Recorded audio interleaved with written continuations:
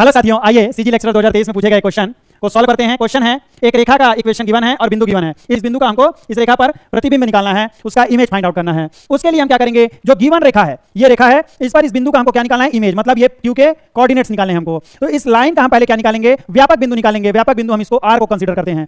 व्यापक बिंदु निकालने के लिए हम इस गिवन इक्वेशन को लैम्डा के इक्वल पहले कंसीडर करेंगे। y - 1/3 is equal to z - 1/3 is equal to lambda. इसके बाद हम x, y और z की वैल्यू फाइंड आउट कर लेंगे। 2 lambda, y is equal to हो जाएगा 3 lambda plus 1 and z equal to हो जाएगा 3 लैम्डा प्लस 1। ये जो हमको कोऑर्डिनेट्स मिला x, y और z, ये है r का कोऑर्डिनेट। पी आर का हम क्या फाइंड आउट करेंगे, डायरेक्शन रेशियो फाइंड आउट करेंगे। उसके लिए हमको क्या करना पड़ेगा, r के कोऑर्डिनेट्स में p के कोऑर्डिनेट्स को माइनस करना पड़ेगा। ठीक है, तो माइनस करेंगे इसके x कोऑर्डिनेट में, इसके x कोऑर्डिनेट को 2 लैम्डा माइनस 1, उसके बाद 3 lambda plus 1 minus 2 and 3 lambda plus 1 minus 3। इस तरीके से जो पी आर का डायरेक्शन रेशियो आएगा वो क्या आएगा, 2 लैम्डा माइनस 1, 3 लैम्डा माइनस 1 और 3 लैम्डा माइनस 2।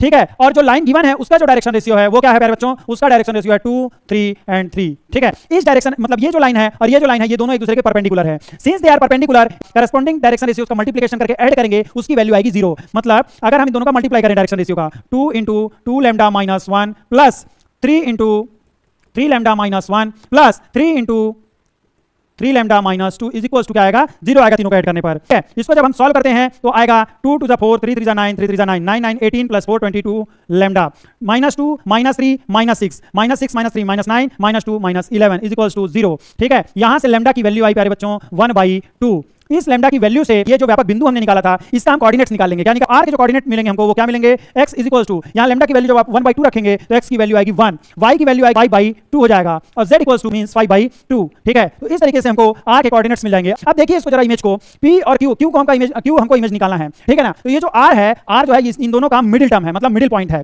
और अब हम मध्य बिंदु का फॉर्मूला यूज करके q की वैल्यू निकालेंगे। मध्य बिंदु का फॉर्मूला क्या है कि हम इसके x कोऑर्डिनेट को इसके x कोऑर्डिनेट में जोड़कर अगर हम 2 से भाग दें तो हम इसको मध्य बिंदु निकाल लेंगे। ऐसे ही y कोऑर्डिनेट और z कोऑर्डिनेट को निकालेंगे। तो देखिए जब हम q और p के मध्य बिंदु को निकालेंगे तो वो क्या होगा, x + 1/2, y + 2/2 और z + 3/2 हो जाएगा। ये किसके इक्वल होगा, इसके मध्य बिंदु का। और मध्य बिंदु क्या है, r है, और उसके कोऑर्डिनेट्स क्या है, ये इसके इक्वल हो जाएंगे 1 5/2 एंड 5/2। ठीक है, अब इसके जो करस्पॉन्डिंग कोऑर्डिनेट्स हैं उसको हम इक्वल करके x, y और z की वैल्यू फाइंड आउट कर लेंगे। x + 1/2 is equal to 1। It means that x is equal to क्या आएगा, 2 इधर जाएगा 1 इधर जाएगा, तो 2 में 1 माइनस होगा तो x की वैल्यू आ जाएगी 1। Second, y + 2/2 is equal to 5/2। 2 यहाँ से इस पर जाएगा तो 10/2 या फिर 2 कैंसिल हो जाएगा, तो 2 उधर जाने के बाद y की वैल्यू हो जाएगी 3। z + 3/2 is equal to 5/2। 2 और 2 कैंसिल हुआ, 3 उधर गया तो z की वैल्यू आ गई 2। इस तरीके से इसका जो आंसर होगा वो होगा option number C. Thank you.